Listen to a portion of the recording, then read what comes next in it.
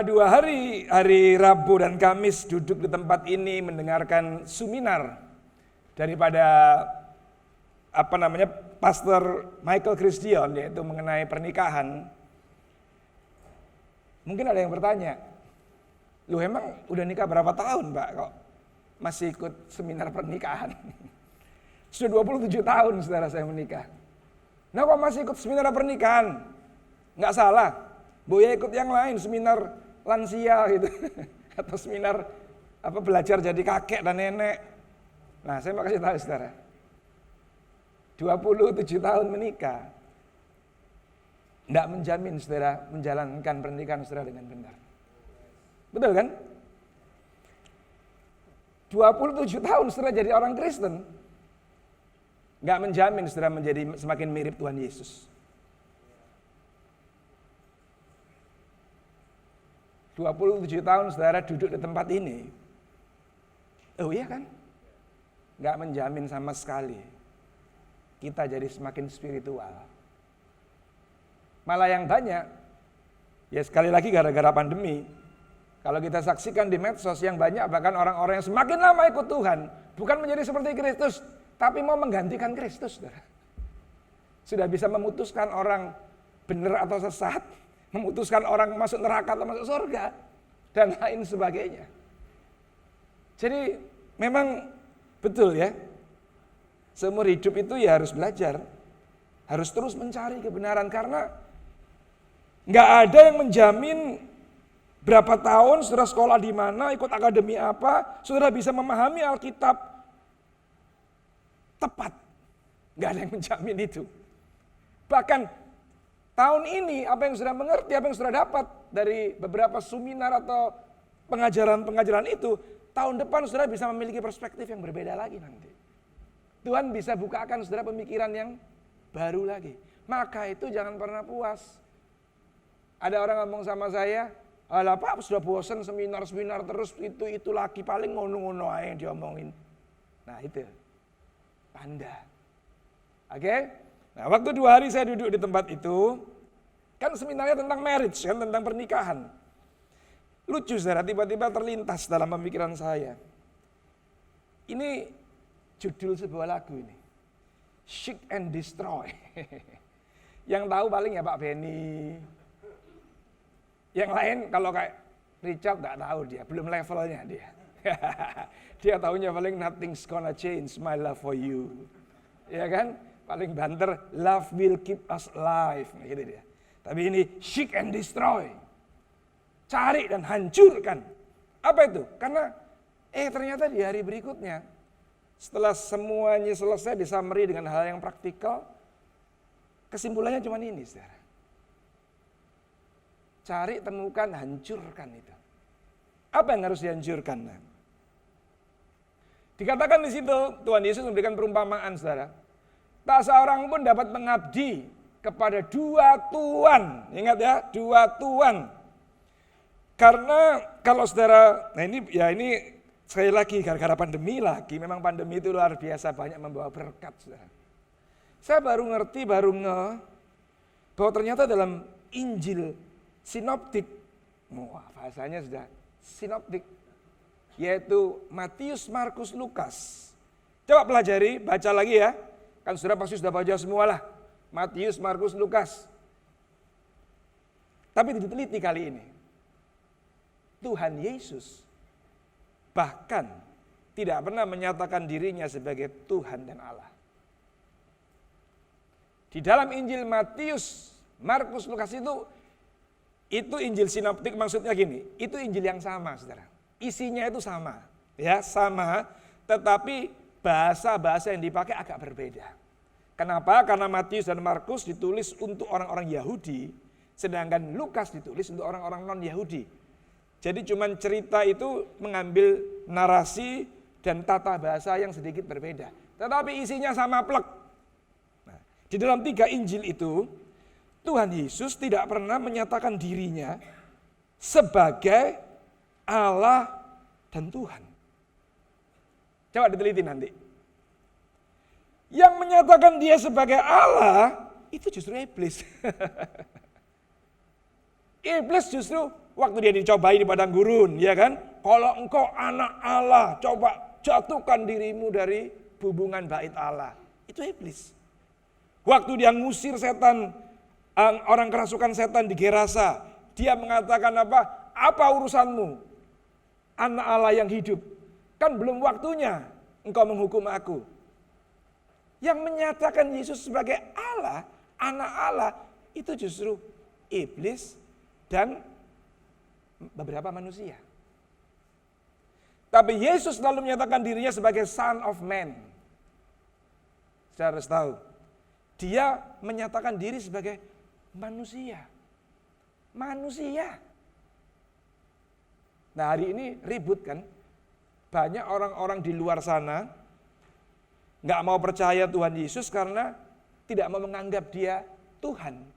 Karena dia cuma manusia. Betul dia. Memang Tuhan Yesus manusia. Lah, kalau dia datang sebagai Tuhan, justru ciloko, saudara. Justru kita ciloko. Tidak ada penebusan.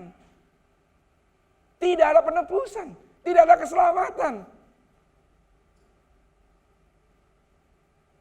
Dia adalah memang manusia. Son of Man. Dan ilustrasi-ilustrasi yang dia bawakan menyatakan pribadinya sebagai Tuhan atau majikan. Saya harus ngerti ini. Beda banget. Kalau kita menyatakan dia memang sebagai Allah Tuhan, cenderung kita ini cuma, sorry, sekali lagi saya pakai bahasa ini biar jelas. Malah kadang-kadang kita itu dalam tanda kutip ya, menjadikan Tuhan itu pesuruh kita. Betul? Kalau saudara doa, minta apa saudara sama Tuhan? Nyuruh-nyuruh Tuhan kan? Minta ini, minta itu, Tuhan minta lindungi. Waduh, minta mau pergi aja minta mobilnya ditutup bungkus oleh darah Yesus. Mau naik pesawat minta pesawatnya ditutup oleh, ya gimana ya? Ya nggak salah sih. Tapi kenapa sih kok kita ini terus seolah-olah justru menganggap Tuhan itu kayak pesuruh kita. Disuruh-suruh terus. Dimintain sesuatu terus. Lah bagaimana sibuknya Tuhan itu? Kalau seluruh umat manusia di muka bumi ini semua menaikkan doa yang minta tolong semua sama dia. Saya bisa bayangkan. Tapi beda kalau saudara memframing pikiran saudara, menjadikan dia sebagai tuan atau majikan dalam hidupmu. Hari ini saya percaya saudara yang duduk di tempat ini pasti masih punya majikan kan? Beberapa di antara kita punya majikan. Punya bos. Di kantor kita, di toko kita, di perusahaan di mana kita kerja. Berani saudara nyuruh-nyuruh bosmu? Berani melanggar perintahnya? Apalagi kalau bosmu itu dikenal orang yang baik. Betul nggak?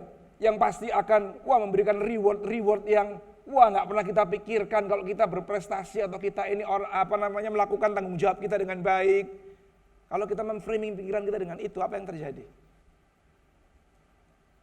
Saudara lebih gampang melanggar firman Tuhan atau melanggar firman daripada majikanmu? Saya mau tanya. Saudara lebih gampang melanggar firman Tuhan atau melanggar perintah daripada majikanmu di kantor atau di tempat untuk berusaha? Halo? Majikan, dipecat repot, apalagi kalau sudah mencapai kedudukan atau jabatan yang strategis, yang enak, yang nyaman, yang aman. Waduh, udahlah firman Tuhan mengampuni kalau dilanggar dikit-dikit. Tapi kalau majikan dilanggar, panjang urusannya. Maka itu Tuhan Yesus mengerti keadaan itu. Dan dia menyatakan dirinya sebagai Tuhan. Majikan. Ingat saudara, jangan main-main.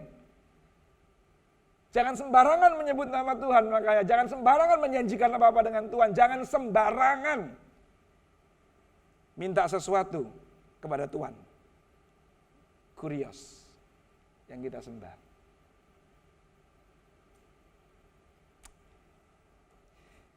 Kenapa Tuhan Yesus menyebutkan Mamon? Mamon ini cuma salah satu dewa. Di Di Israel zaman itu dipengaruhi oleh dewa-dewa yang waktu dia masih hidup di Mesir. Ada ribuan dewa yang disembah oleh orang-orang Israel pada waktu itu. Salah satunya dewa Mamon, dewa Syria yang menggambarkan kemakmuran memang. Ya. Dan Tuhan Yesus mensejajarkan dirinya bukan sebagai Tuhan dan dewa, tapi sebagai dua tuan, dua majikan yang harus ditaati. Dua majikan yang harus saudara taati.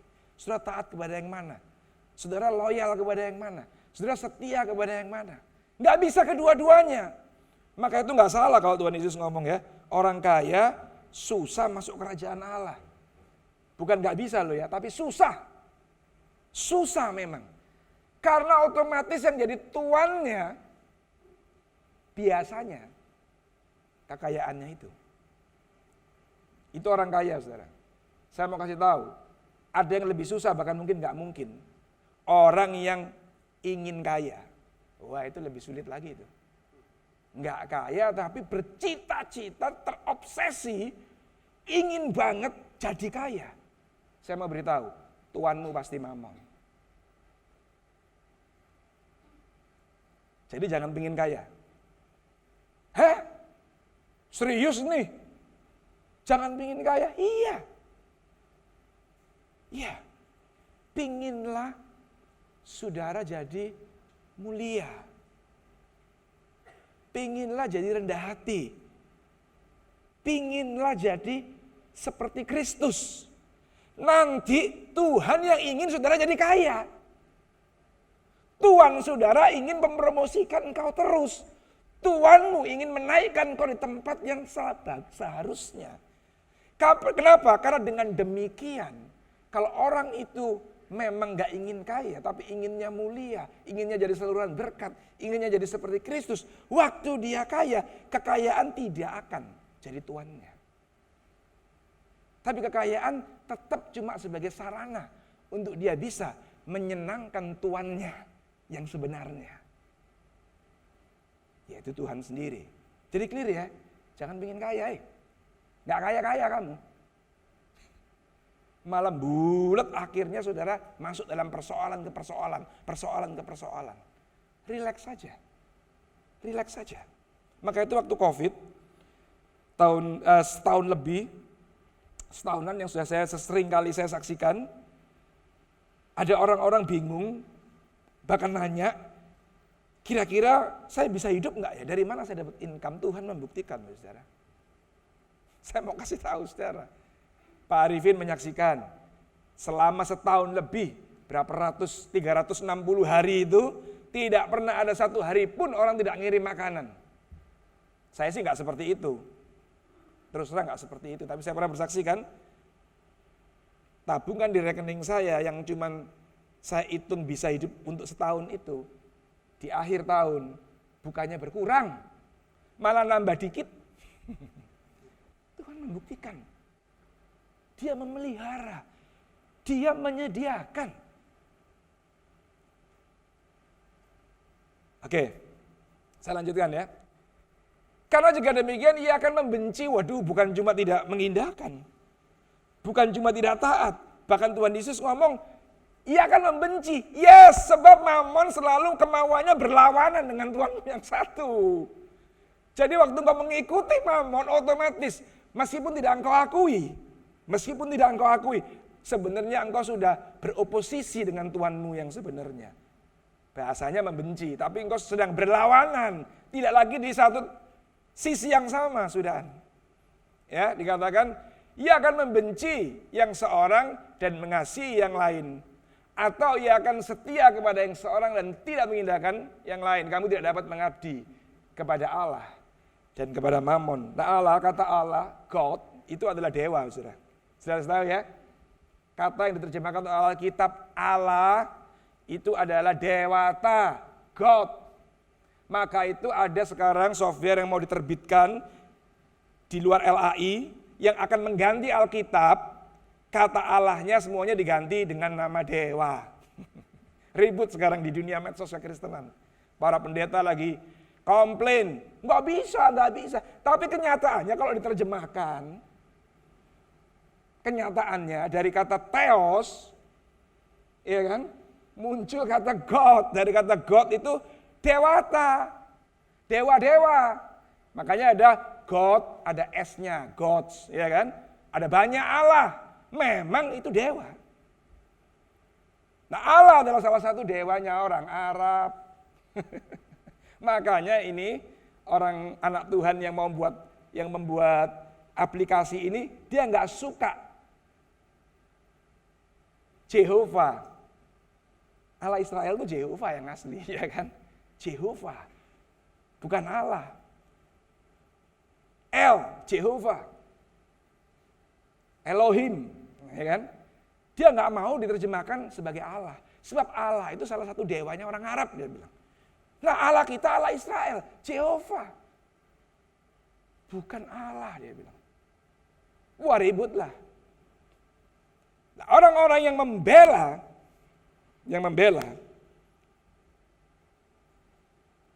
maaf saya ngomong. Saya bukan orang yang anti doktrin, bukan sama sekali. Karena saya juga belajar doktrin kan, dari kayak seminar kemarin itu ada doktrin-doktrin tentang teologi-teologi daripada pengajaran-pengajaran daripada Alkitab. Tapi kalau kita tertawan oleh dogma, oleh doktrin, terbelenggu oleh doktrin, kita akan sulit menemukan hal-hal baru. Kita sudah merasa seolah-olah gak bisa. Udah dari zaman bapak-bapak gereja, yang namanya Tuhan itu ya Allah. Ya Allah itu. Masa mau diganti nih bahasanya? Ya sudahlah, itu bukan urusan kita. Tapi yang paling penting adalah, nah sekarang kita mesti ngerti dengan benar. Bahwa Yesus itu adalah Tuhan. Majikan. Nah hari ini saya cuma mau menekankan apa yang disampaikan oleh Pastor Michael Christian kemarin. Begitu panjang, lebar, dan bagus. Dan terakhir dia cuma memberikan statement. Yang paling penting adalah memang saudara harus merenungkan. Ya kan? Pertanyaan terakhirnya adalah renungkan. Sebenarnya siapa yang kita sembah? Siapa Tuhan yang bercokol dalam hati kita? Siapa Tuhan yang bertahta dalam hati kita? Oke?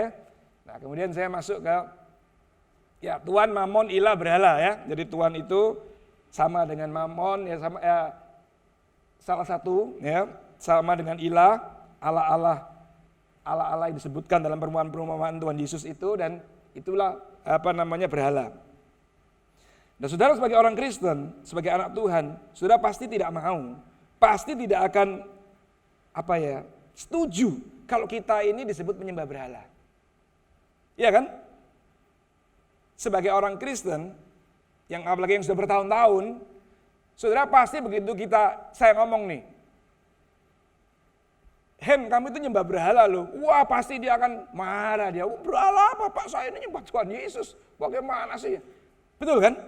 Sudah nggak mungkin kita akan bisa mengakui itu memang. Kenapa? Karena berhala yang ada dalam konteks kita, yang ada dalam pikiran kita, yang sudah di-framingkan kepada kita, berhala itu adalah patung-patung kan? Berhala itu benda-benda mati kan? Berhala itu adalah benda-benda yang bisa dilihat oleh kasat mata dan secara ritual diberikan sesembahan. Diberikan persembahan. Sudah melakukan ritualnya. Betul ya? Nah saya mau kasih tahu kenapa tadi saya ngomong kita harus belajar terus. Sudah tahu kan? Pengetahuan aja di bidang apapun diupdate terus setiap tahun. Iya kan? Banyak kan obat-obat yang di zaman tahun kita kecil dulu, tahun 70-an, tahun ini sudah nggak ada semua, sudah diganti semua. Iya toh? Karena apa? Perusahaan farmasi, ilmu kedokteran mengupdate ilmunya.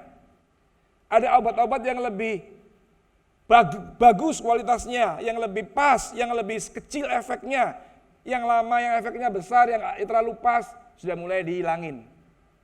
Diganti saudara. Ya. Dunia apa? Dunia ini. Konstruksi. Udah diganti. Dulu kita semua selalu pakai Mau ngecor itu aduh repotnya minta ampun, pakai begesting, pakai kayu-kayu, pakai bambu macam-macam. Sekarang sudah ada teknologi yang nggak perlu, pakai aja bondek misalnya kan. Cuman apa namanya itu seng. Bawahnya udah nggak terlalu perlu ribet, ngaturnya itu sudah mingguan sendiri, Saudara. Bikin itu semua. Semua ngalami kemajuan, ngalami apa ya? Perubahan. Nah sama. Iblis pun ngupdate ilmu. Setan pun ngupdate ilmu. Orang Kristen nggak bakal mau lagi disuruh nyembah patung-patung. Kalau orang Kristen beli patung itu cuman karena temennya buka galeri jual patung. Kalau orang Kristen beli patung itu karena pulang dari Eropa atau dari Bangkok atau dari mana. Karena beli oleh-oleh lah, beli ini itu yang hiasan. Tapi nggak mungkin disembah lah, percayalah. Dan setan pun sudah tidak menggiring saudara lagi untuk menyembah itu. Karena saudara tidak akan mau lagi, sudah pinter. Tetapi bukan berarti Tuhan, ilah, berhala, mamon itu hilang. Bukan berarti hilang dia. Bukan berarti tidak ada lagi. Bukan berarti nggak perlu diwaspadai. Wah, Jerry pernah bersaksi kan di Komsel. Bahkan hal-hal yang baik, yang selama ini aku anggap baik, ternyata itu berhala dalam hidupku. Iya kan? Cari duit itu, kerja itu baik nggak sih sebenarnya? Oh baik kan? 4 tahun yang lalu, sebelum saya terbaring di rumah sakit kena Stephen Johnson Syndrome, saya selalu ngajarin orang. Ya karena memang itu yang diajarkan ke saya dari dulu. Dari saya muda, itu yang mengisi pikiran saya dan memframing saya seperti ada dalam kotak. Bahwa harus kerja keras, kalau belum dapat angka yang cukup, kalau perlu nggak usah pulang. Wah, keren kan? Iya. Apalagi kepala keluarga harus bertanggung jawab, harus kerja keras. Kalau perlu nggak pulang, harus bisa mencukupi, membuat rumah tangganya makmur. Nah, hari ini kan berubah nih. Iya toh, 2 bulan lalu saya khotbah, atur waktu, kerja 8 jam aja. Jangan lebih dari 8 jam. Saudara jangan berpikir Tuhan gak sanggup memberkati saudara dengan cuma bekerja 8 jam. Cukup itu. Sebab saudara perlu mengalokasikan waktu saudara yang lain untuk istirahat lah, untuk membangun hubungan lah, untuk melakukan hal-hal yang lain yang juga bermanfaat dalam hidup kita, selain daripada sekedar mengumpulkan harta. Itu sudah kan perubahan, pergeseran itu. Nah, saya minta saudara pun akan mengalami hal semacam itu. Karena apa? Karena belajar. Karena terus mengupdate. Ya. Nah, sekarang saya mau masuk di apa itu berhala sebenarnya? Ya udah ya. Ini berkali-kali kalau yang ikut GIL udah tahu, tapi kalau yang nggak ikut GIL ya sudah, segala sesuatu yang kita inginkan lebih daripada Tuhan. Segala sesuatu yang kita taruh tempatnya sejajar atau lebih tinggi daripada Tuhan. Nah kalau ini kan ada kan? Ada nggak? Kalau patung nggak ada. Tapi kalau ini pasti ada. Kayak saya sudah nggak usah saudara deh, saya aja yang ngaku. Dulu saya pergi ke Bali, keinginan saya cuma satu. Kok boro-boro jadi pendeta? Kepingin kaya? Iya. Pingin kaya. Nggak kepingin yang lain saya. Karena saya waktu itu berpikir bahwa kalau saya punya kekayaan, saya punya segala-galanya sudah. Apakah itu benar? Ternyata saya meleset. Makanya saya berani ngomong, kalau sudah pingin kaya, sudah nggak akan kaya-kaya. Kenapa? Kok tahu Pak? Ya buktinya saya. Begitu saya kepingin kaya, ujungnya saya malah bangkrut. Ujungnya saya malah bangkrut, malah hancur, malah nggak karu-karuan. Tapi karena Tuhan itu baik. Karena Tuhan itu baik. Di tengah-tengah kutuk. Nah ini ya, sudah perlu tahu ini bedanya Allah-Allah yang lain itu dengan Jehovah yang kita sembah. Kalau Allah-Allah yang lain, kalau sudah dikutuk, ya sudah terkutuklah engkau selama-lamanya. Kalau Allah Israel, Jehovah, yang kita kenal hari ini dengan nama Tuhan Yesus Kristus, Tuhan dan majikan kita. Kalau kita ngomong Tuhan Yesus nggak enak rasanya ya. Kalau Tuhan Michael masih cocok, Tuhan Irawan, Tuhan Yesus, aneh ya. Tapi kalau saya lihat bahasa Inggris, diterjemahkan apa? Lord, Master, apa itu? Apakah Tuhan, Lord itu? Bukan kan, Raja. Master itu apa? Ya majikan Tuhan lah. Lord Jesus biasa. Tuhan Yesus kok rasanya aneh ya.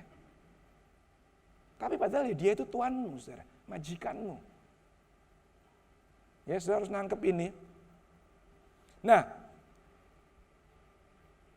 mau ngomong apa lupa saya. Nanti kalau ingat disambung. Oh, saya ingin sesuai, ingin kaya. Yang ada malah bangkrut. Habis. Nah, di tengah-tengah kondisi yang terkutuk itu, yang salah meleset itu, saya mau kasih tahu. Itu bedanya Tuhan kita. Itu bedanya Tuhan Yesus. Itu bedanya Jehovah. Dia bisa mengubah kutuk jadi berkat, saudara. Waktu kita menyadari, dia bisa mengembalikan. Seperti katanya Pak Arifin. Ya kan? Seperti membalik telapak tangan. Dia sanggup mengubah kutuk bahkan jadi berkat dalam hidup kita. Dia bisa mengubah kita yang sudah melesat jauh keluar daripada kebenaran kemauan dia. Jadi berkenan kepada dia. Itu hebatnya Tuhan. Ya itulah spesialisnya Jehovah. Nah kalau Allah, dewa-dewa yang lain nggak sanggup, saudara salah ya diasap saudara. Kena hukuman, kena kutuk. Ya begitu ya. Nah oke, sekarang saya masuk kepada ini karena waktunya mau habis. Hosea ini gambaran daripada Tuhan Yesus. Arti nama Hosea adalah keselamatan, Savior. Saudara harus tahu ya. Hosea dalam kehidupannya betul-betul menggambarkan Tuhan Yesus. Berfirmanlah Tuhan kepada Hosea, kepadaku. Pergilah lagi, cintailah perempuan istrinya dia nih. Perempuan yang suka, bersundal dan berzina. Seperti Tuhan juga mencintai orang Israel, sekalipun mereka berpaling kepada Allah-Allah lain dan menyukai kue kismis. Allah-Allah lain itu cuma ngasih saudara kue kismis. Cuma sesuatu secuil yang saudara makan habis, bahkan belum sampai saudara meninggalkan bumi ini. Saya mau kasih tahu, jangan tertarik sama itu. Saudara kalau baca semua cerita tentang Hosea. Hosea itu disuruh menikah, ada dua tafsir nih. Menikahnya sama orang yang sudah memang perempuan sundal, pelacur. Tapi ada tafsir yang kedua yang mengatakan waktu itu dia belum perempuan sundal. Cuma dinubuatkan dia akan jadi perempuan sundal katanya. Karena dia sebagai nabi mosok sih Tuhan suruh kawin dengan pelacur. Nah, itu sudah gak terlalu penting. Ini saya belajar begini supaya saudara sekarang mulai agak keren dikit tahu sejarah Alkitab. Dikit-dikit ya. Ceritanya begitu. Jadi Hosea suruh menikahi seorang perempuan sampai punya anak 3. Tapi akhirnya perempuan itu berzina terus menerus. Saya mau tanya kepada saudara nih. Suami maupun istri. Suamimu punya kelemahan? Yes. Istrimu punya kelemahan? Yes. Ya kan? Pastilah nggak mungkin sempurna sebab ada aja kelemahannya, ada aja kekurangannya, ada aja yang membuat kita kecewa. Tapi saya mau tanya, kalau saya suruh pilih saudara satu aja, hal yang saudara tidak mau benar-benar dilakukan oleh pasanganmu apa? Betul. Iya kan? Sudahlah, kamu nggak kerja nggak apa-apa, asal jangan selingkuh lu ya. Iya toh? Setelah kamu nggak melayani aku, nggak buatin kopi, nggak buatin sarapan pagi, oke lah, jengkel-jengkel dikit, tapi jangan sampai selingkuh. Hal yang paling dihindari oleh suami istri, yang paling ditakuti, yang paling tidak ingin terjadi, Itu saudara pasti. Perselingkuhan. Kenapa? Karena nanti pasti Tuhan suruh ngampuni. Dan ngampuni dosa perselingkuhan itu susah banget saudara. Membekasnya itu dalam sekali. Maka jangan selingkuh ya. Makanya jangan selingkuh. Iya kan? Betul nggak? Bapak-bapak setuju kan? Apalagi ibu-ibu, setuju kan? Perselingkuhan itu meninggalkan bekas yang nggak pernah bisa dilupakan memang. Sebab itu pengkhianatan, saudara. Itu pengkhianatan sebuah perjanjian covenant. Perselingkuhan itu. Maka itu kalau kamu tergoda, sudah ngelihat yang porselen itu, udah nggak apa-apa, nggak usah malu. Dalam nama Yesus, dalam nama Yesus, yang kencang. Iblis dalam nama Yesus pergi kamu. Percayalah hasratmu akan turun. Loh iya kan? Kalau saudara tengking, hasratmu turun. Tapi kalau saudara pendelengi, terus saudara nikmati porselen yang indah itu, ya bablas saudara. Itulah yang dilakukan Daud. Coba dia waktu ngelihat terus ngomong, darah Yesus, dalam nama Yesus, Tuanku Yesus, anak Daud. Waduh dia langsung, enggak lah, kan begitu. Nah, tetapi, sudah lihat, Hosea, waktu Gomer berkali-kali melakukan perzinahan. Sudah bisa bayangkan ya, Nabi, istrinya berzina berkali-kali. Bukan cuma dia sakit hati, tapi bagaimana nama baiknya sebagai nabi, sudah bisa bayangkan ya. Bagaimana dia dipermalukannya. Tapi Tuhan suruh apa? Pergilah lagi, cintailah perempuan yang bersundal dan berzina itu. Dan itulah yang kita lakukan kepada Tuhan, saudara. Saudara merasa, wih kejam banget Gomer ya. Gak punya otak banget, gak punya perasaan banget. Saya mau kasih tahu. Itulah kita, saudara. Itulah kita. Perzinahan atau pengkhianatan atau perselingkuhan equal dengan penyembahan berhala. Waktu saudara menginginkan yang lain lebih daripada Tuhan, makanya Daud bikin lagu kan. Selain kau tiada yang lain yang ku ingini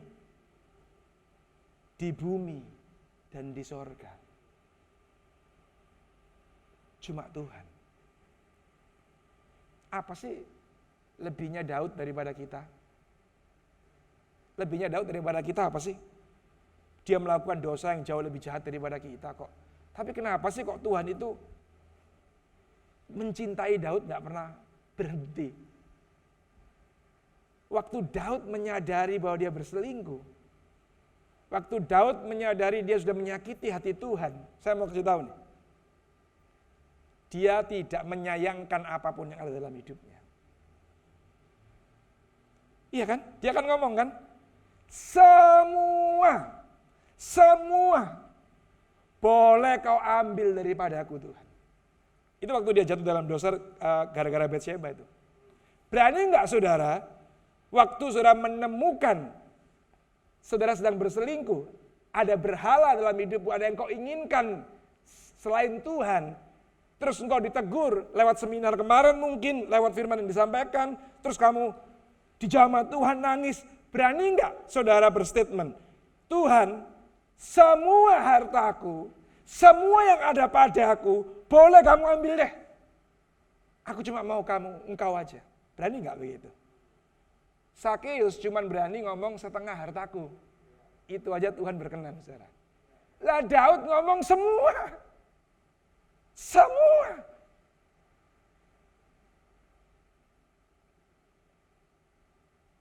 Langsung diam semua. Takut. Iya kan? Kuncinya itu, saudara. Tuhan itu mau semua hidup kita. Tapi dia nggak bakal ambil, nggak. Cuma kita berani nggak? Kita punya nggak keberanian? Kita punya nggak kerelaan? Kalau semua diambil pun nggak ada masalah. Tapi saya tahu ini nggak gampang sih. Kalau diomongin gampang, dilakukan mah nggak gampang. Kecuali saudara pernah melewati lembah bayang-bayang maut kayak Daud. Iya. Saya baru berani mengucapkan.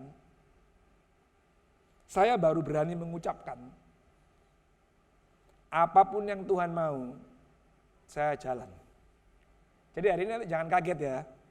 Kalau saat someday tahu-tahu saya harus pergi kemana, nggak ada lagi di sini, saudara jangan kaget. Oh iya, sebab 4 tahun yang lalu, saya pernah mengalami satu titik di mana saya tahu bahwa saya itu mau pulang, saudara. Istri saya nggak tahu. Cuma waktu saya keluar dari kamar, dia tanya saya, kenapa kamu? Karena saya nggak bisa menghentikan air mata saya. Terus ngalir. Terus istri saya nanya, lu kenapa? Kenapa? Saya ngomong nanti aja, saya nggak bisa jawab sekarang. Dia nggak tahu, hari itu saya ngalami satu titik di mana saya tahu hari itu saya mau pulang. Orang mau pulang itu tahu, ternyata. Hari itu saya merasa bahwa hari itu saya mau pulang. Saya nggak bisa ceritakan secara verbal ya, tapi saya bisa merasakan. Sama kayak kemarin saya bersaksi itu. Saya mendengar suara Tuhan, saya nggak bisa ceritakan secara verbal. Tapi kalau Tuhan berbicara kepada saudara, saudara pasti tahu aja pokoknya. Karena dia itu ajaib.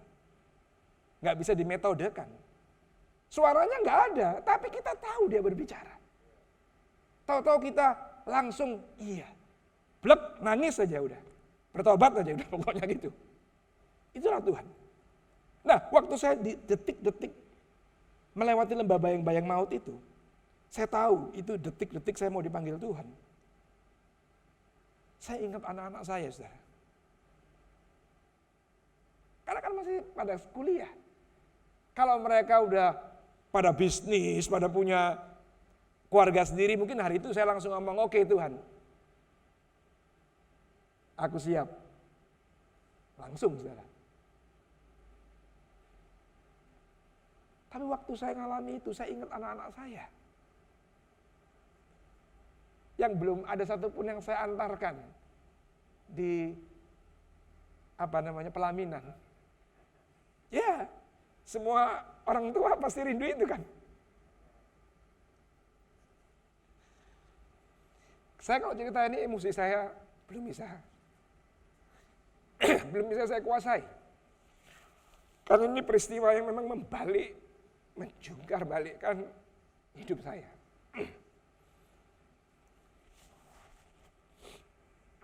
Di titik itu lembah bayang-bayang maut, saudara. Tuhan pun tahu. Tuhan Yesus waktu mau mati dia ngomong kan.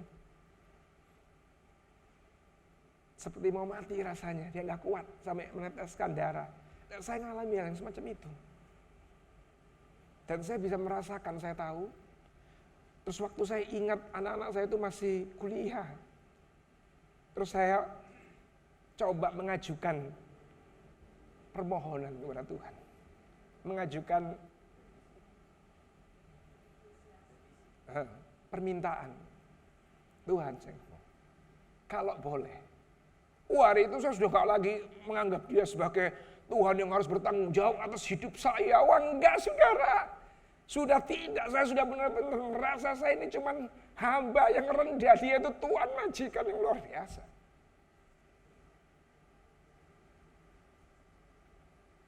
Makanya hati-hati saudara kalau ngomong ya. Saya cuma ngomong, kalau boleh Tuhan. Kalau Tuhan ngasih saya kesempatan yang kedua. Untuk disambung. Apa saja yang Tuhan mau, aku pasti jalan. Apa aja Tuhan. Maka itu saya ngomong jangan kaget. Kalau satu saat Tuhan tahu-tahu utus saya gitu kemana, ya saya harus pergi saudara. Memang. Makanya saya mempersiapkan diri untuk saya bisa bebas hari ini. Saya tidak mau terikat di satu organisasi, satu perusahaan, satu bidang apapun, saya nggak mau. Pokoknya sewaktu-waktu kalau Tuhan suruh saya angkat koper hari itu, saya angkat koper pergi. Saya sudah mempersiapkan diri saya untuk itu. Kenapa? Karena janji. Dan saya mau kasih tahu ya, waktu saya ucapkan itu, cuman hitungan beberapa detik, saya kayak disiram air es. Saya ngalami kesegaran yang nggak bisa saya ucapkan lagi secara verbal. Dan langsung hari itu saya ngalami pemulihan. Padahal hari itu 2 minggu. Saya baru keluar dari rumah sakit 2 minggu kan. Dan dokter ngomong, saya harus istirahat minimal 5-6 bulan.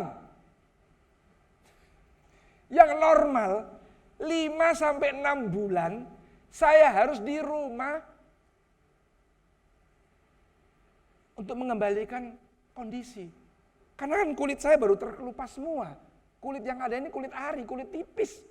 Yang jangankan kena benda tajam. Saya garuk, gatel, keras dikit aja, luka lagi. Dan itu di sekujur tubuh saya, bayangin. Jadi saya disuruh nunggu 5-6 bulan baru bisa beraktivitas bebas. Tapi waktu hari itu, saya ngalami itu, sudah tahu apa yang terjadi? 2 minggu kemudian saya sudah berkhotbah di bawah. Saya sudah nggak tahan. Apa maksudnya? Saya menyadari, tapi kita nggak boleh berhenti ya terus mengajarkan. Saya menyadari kok, bahwa nggak gampang menyingkirkan obsesi, keinginan, hasrat, atau yang disebut bahasa Alkitabnya berhala-berhala, ilah-ilah, tuan-tuan dalam hidup kita itu nggak gampang memang. Kita ngerti, saya tahu, saya menyadari betul. Tapi nggak bisa nggak diajarkan. Sekalipun 50 kali kita ngomong mungkin saudara cuman amin amin dan tetap ada terus. Tapi nggak bisa kita stop mengajarkan. Kenapa? Sebab kamu seperti Gomer. Lagi dalam perzinahan. Bagaimana mungkin kita stop, nggak ngasih tahu. Tuanmu, suamimu, mempelai laki-laki itu sedang menunggu dengan sakit hati.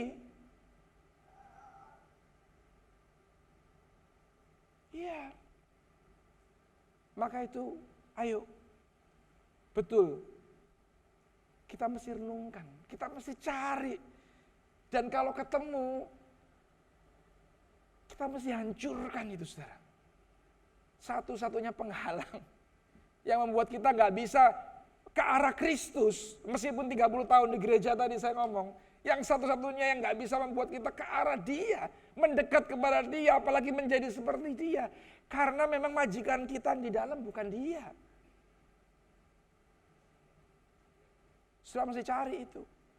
Siapa majikanmu, tuanmu sebenarnya? Apa yang paling meresahkan hati kita? Nah ini gampang ini saudara hari ini. Ini sebagai alat tes. Covid ini gak lama lagi berlalu nih.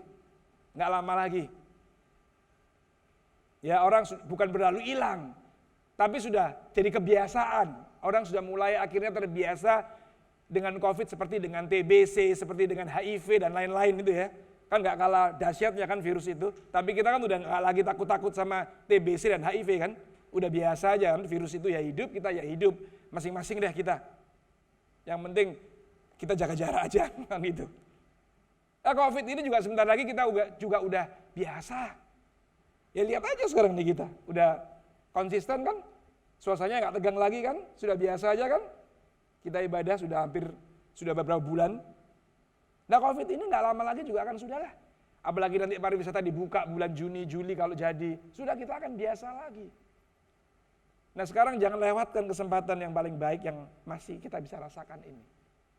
Hari-hari ini saya mau tanya saudara. Apa yang paling membuat saudara resah sih? Yang membuat engkau gak enjoy itu apa? Yang membuat engkau paling membuat rasanya kayak udah malas hidup itu apa? Temukan. Terakhir ya. Ingat ya waktu kita pacaran dulu.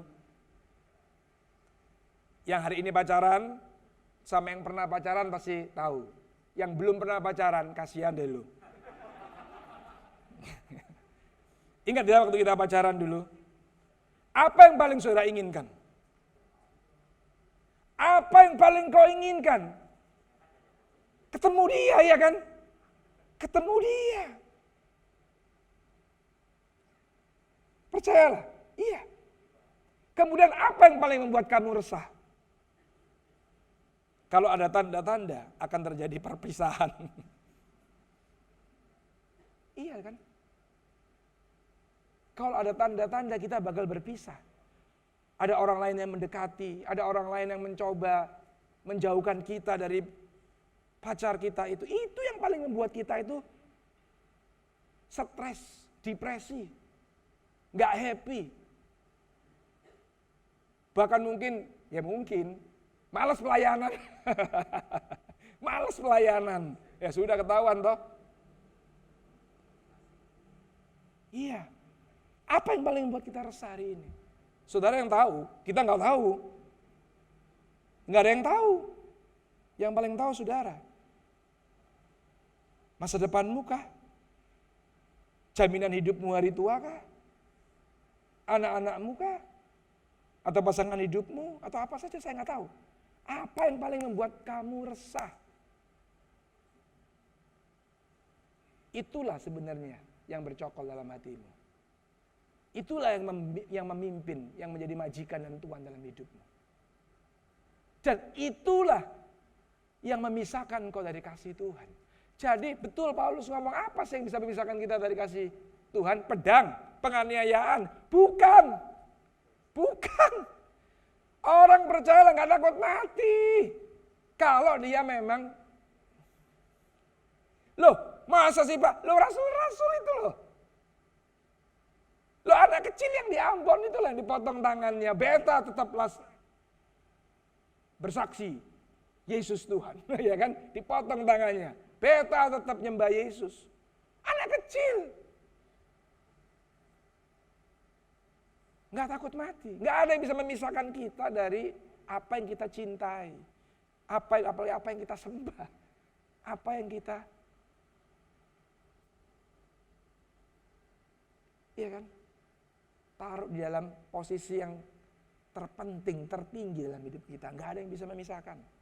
Nah yang bisa memisahkan ya cuman saingannya. Allah-Allah lain, ilah-ilah lain. Yang hari ini berubah wujud bukan lagi patung. Tapi yang dikhotbahkan minggu lalu itu sama Pastor Anthony. Saya khawatir hari ini yang datang dikit loh. Gara-gara kemarin dengerin khotbahnya Anthony. Wih, ini boldly banget, ini keras banget ini. Jangan-jangan banyak yang tersinggung, ternyata enggak. Berarti sudah lumayan ini. Sudah biasa makanan keras. Iya. Kenali saudara, kenali. Hancurkan itu. Dan percayalah, kalau Tuhan memelihara saya, kalau Tuhan sampai hari ini melindungi saya dari COVID. Iya kan? Yang 2 minggu kemarin itu saya bukan sakit, saudara. Ada yang nggak tahu, Mas Yan tadi nanya sama saya di parkiran. Sudah sembuh Pak loh. Saya nggak pernah sakit. Yang sakit itu anak-anak saya. Karena dia aktif di kafe, aktif di minimarket, aktif di mana-mana kan. Jadi akhirnya ya itulah akibatnya. Tapi saya nggak pernah sakit. Saya sehat. Tapi saya mau saudara nyaman, makanya saya mengurung diri dulu 2 minggu. Percayalah kalau saya ngalami dipelihara Tuhan, dilindungi Tuhan. Dan saudara pun juga pasti ngalami yang sama. Pasti. Tuhan gak pilih-pilih. Lihat tuh. Gomer tadi. Sudah berzina aja Tuhan ngomong pergilah, cintailah lagi. Tuhan apapun keadaanmu hari ini, dia tetap mau mencintai engkau lagi. Mau dia. Dan memulihkan keadaanmu. Asalkan kamu tinggalkan ilah-ilahmu itu. Kamu tinggalkan apa yang kau inginkan lebih daripada dia itu. Kamu tinggalkan, iya toh, dalam tanda kutip, kekasih-kekasihmu yang bukan Tuhan itu. Oke? Saya rasa itu aja. Ini baru warming up, foreplay, pemanasan. Nanti exercise-nya 2 minggu lagi, minggu pertama.